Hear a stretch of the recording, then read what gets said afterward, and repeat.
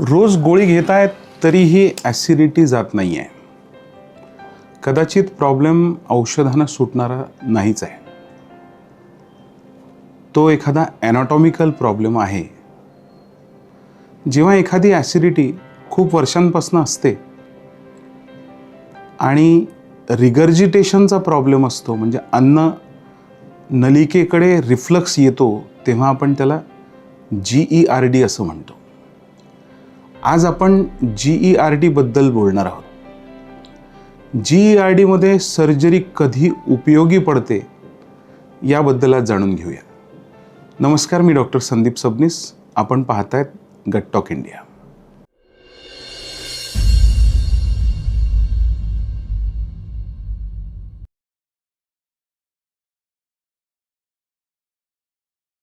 आधी आपण ॲनाटॉमी समजून घेऊ. अन्ननलिका आणि जठर यांच्यामध्ये एक झडप असते किंवा एक व्हाल्व असते. आपण त्याला इंग्रजीमध्ये लोअर इसोफेजियल स्फिंक्टर असं म्हणतो, थोडक्यात LES. ही झडप जी आहे ती अन्न खाली जाऊ देते, पण ॲसिड वर येऊ देत नाही. जेव्हा ही झडप थोडीशी मोठी होते किंवा त्याची चौकट मोठी होते, तेव्हा आपण त्याला GERD म्हणतो किंवा होणारा त्रासाला आपण GERD म्हणतो. काही वेळेला ह्याच्यासोबत हायटल हर्निया हा पण असतो. हायटल हर्निया म्हणजे जठराचा वरचा भाग जेव्हा छातीच्या पडद्यातनं वर सरकतो, तेव्हा ही झडप बंद होत नाही आणि हे ॲसिड अन्ननलिकेमध्ये रेग्युलरली यायला लागतं. आता लक्षात घ्या, जेव्हा आपण PPI म्हणजे ॲसिडिटी कमी करण्याच्या गोळ्या घेतो, तेव्हा ॲसिड सिक्रेशन कमी होतं, पण इथे झडप दुरुस्त होत नाही. त्यामुळंच काही लोकांना औषधं घेऊन सुद्धा ॲसिडिटीचा त्रास तसाच राहतो. आता सर्जरीबद्दल जाणून घेऊया. कुणाला सर्जरी उपयोगी पडू शकते आणि कुणाला नाही. आता ह्यात काय सत्य आहे की GERDच्या बहुतेक पेशंट्समध्ये PPI म्हणजे एखादी ॲसिडिटीची गोळी आणि काही जीवनशैलीतले बदल जर आपण केले तर बरेचसे पेशंट ह्या गोष्टींनी बरे होतात. त्यामुळे त्यांना सर्जरीची शक्यतो गरज पडत नाही. पण सर्जरीचा विचार खालील 3-4 प्रकारच्या लोकांमध्ये करायला हरकत नाही. पहिले, तरुण रुग्ण जे वर्षानुवर्ष ॲसिडिटीच्या गोळीवर अवलंबून आहेत. दुसरे, ज्यांना अन्न किंवा द्रव पदार्थ घशापर्यंत येतात, म्हणजे ज्यांना रिफ्लक्स सिम्पटम्स सिग्निफिकंट आहेत किंवा रिगर्जिटेशन ज्यांना आहे ते पेशंट्स. तिसरं, ज्यांना मोठा हायटल हर्निया आहे. आणि चौथं, ज्यांना बॅरेट्स युसोफेगस हा प्रकार होतोय. आता बॅरेट्स युसोफेगस म्हणजे ही एक प्री कॅन्सरस अशी कंडिशन आहे. अन्ननलिकेच्या खालच्या बाजूला वारंवार जखमा होऊन तिथली जी लायनिंग बदलते, त्याला आपण बॅरेट्स युसोफेगस म्हणतो. बॅरेट्स सोबत आणखी गोष्टी म्हणजे स्ट्रिक्चर ज्यांना होत आहे, म्हणजे अन्ननलिका ज्यांना छोटी होत आहे वारंवार ॲसिडिटीमुळे, अशा लोकांनी डेफिनेटली सर्जरीचा विचार करायला हवा.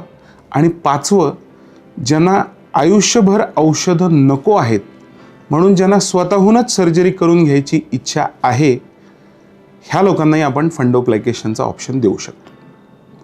पण मधून होणाऱ्या साध्या ॲसिडिटीसाठी डेफिनेटली ही सर्जरी नाही, हे अगदी स्पष्टपणे सांगतो.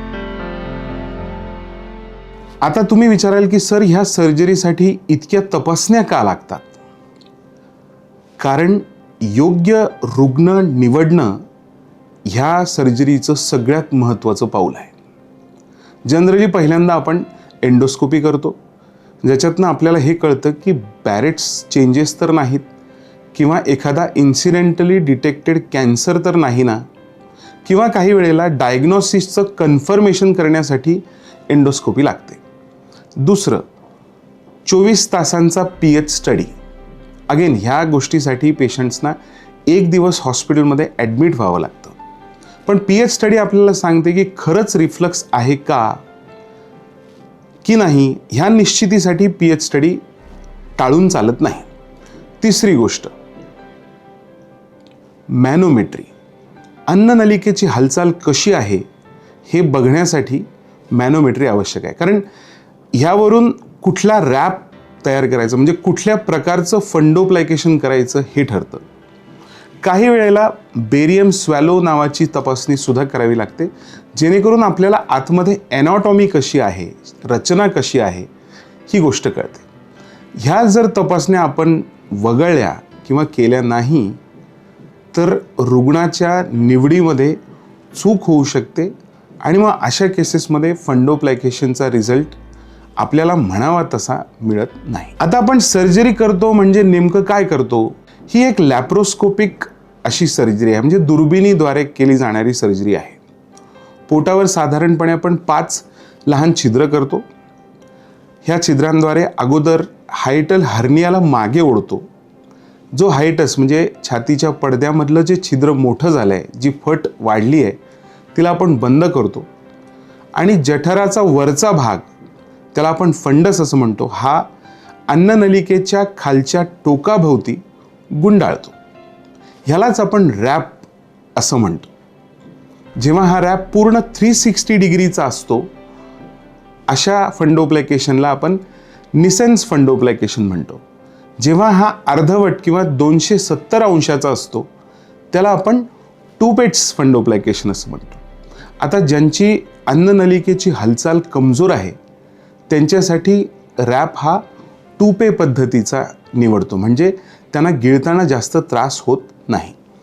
त्यामुळे प्रत्येक रुग्णाच्या पॅरामीटर्सनुसार, त्याच्या शरीराच्या ठेवणीनुसार, त्याच्या अन्ननलिकेच्या फंक्शननुसार आपण वेगवेगळा रॅप चूज करतो.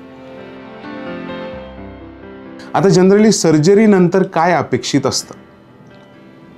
युजली रुग्णालयात आपल्याला 2 ते 3 दिवस राहावं लागतं. साधारण आठवडाभराचा आहार हा द्रव्य स्वरूपाचा किंवा लिक्विड डाएट ज्याला आपण म्हणतो, काही प्रमाणात सॉफ्ट डाएट आपण 2 आठवड्यापर्यंत पेशंट्सना देतो. सुरुवातीचे 4 ते 6 आठवड्यांपर्यंत पेशंटना गिळताना थोडासा त्रास वाटू शकतो, कारण जी अन्ननलिका अगोदर अगदी मोकळी होती, म्हणजे ज्यामध्ये जेवणही सोप्या पद्धतीने जायचं आणि जेवण झाल्यानंतरचं ॲसिडही परत वापस यायचं, ती जेव्हा आपण टाईट करतो तेव्हा हा त्रास असणं नॉर्मल आहे. पण तो 6 आठवड्यांपेक्षा जनरली पुढे राहत नाही. सुरुवातीला ह्या पेशंट्समध्ये काही वेळेला ढेकर देणं हे कठीण जातं किंवा पोट फुगल्यासारखं वाटतं. ह्याला आम्ही गॅस ब्लोट असं म्हणतो. पण अगेन 5 ते 6 आठवड्यांमध्ये हा गॅस ब्लोटचा प्रॉब्लेमसुद्धा हळूहळू कमी होऊन जातो. साधारणतः ऑपरेशन झाल्यानंतर आपल्याकडे जो 5 वर्षाचा डेटा आहे त्याच्यामध्ये असं दिसतं की 85 ते 90% रुग्णांना कुठलीही ॲसिडिटीची गोळी परत लागत नाही. उरलेल्या 10 ते 15% लोकांमध्ये थोड्याफार प्रमाणात ॲसिडिटीची गोळी ऑकेजनली लागू शकते, पण डेफिनेटली सर्जरी करण्या अगोदरच्या लेव्हलपेक्षा बऱ्याच प्रमाणात कमी. आता ह्या पेशंट्समध्ये हे अपयश नाही आहे, पण ही एक वास्तविकता आहे आणि ही वास्तविकता ही आपल्या पेशंट्सना माहिती असली पाहिजे की काही पेशंट्समध्ये ऑकेजनली गोळी लागू शकते. आता जर प्रामाणिकपणे सांगायचं झालं तर रुग्णांनी काय अपेक्षा करू नये हे पण मी तुम्हाला सांगतो. ही सर्जरी प्रत्येक ॲसिडिटीच्या पेशंटसाठी नाही. ही सर्जरी बॅरेट्स इसोफेजायटिसचे चेंजेस ज्यांना झालेले आहेत त्यांना परत किंवा त्यांना रिव्हर्स करत नाही. काही पेशंटमध्ये जर फंक्शनल डिस्पेप्सिया असेल तर ही सर्जरी केल्यानंतर मनासारखे रिझल्ट मिळत नाहीत. ती करणं मी म्हणतो चुकीची आहे. त्यामुळं प्रॉपर पेशंट सिलेक्शन म्हणजे योग्य पेशंटचा निवड करणं आणि त्यांना ही सर्जरी ऑफर करणं हे सगळ्यात महत्त्वाचं आहे. नाहीतर पेशंट आणि डॉक्टर दोन्हींमध्ये नाराजी राहते. म्हणूनच हेही सांगतो की आधीच्या तपासण्या करणं इतकं महत्त्वाचं आहे. थोडक्यात तुम्हाला निर्णयाचं एक सूत्र सांगतो. 2-3 वर्षांपेक्षा जास्त जर तुम्हाला ॲसिडिटीच्या गोळ्या घ्याव्या लागत आहेत, वय साधारण 50 किंवा त्याच्या आत आहे आणि तरीही लक्षणं टिकून आहेत, तर एकदा पूर्ण रिफ्लक्सचा वर्कअप करून घ्या आणि आपल्या GI स्पेशलिस्टना भेटा. अशाच पोटासंबंधी वेगवेगळ्या कंडिशनसाठी गट टॉक इंडिया बघत राहा आणि आम्हाला सबस्क्राईब करा. धन्यवाद.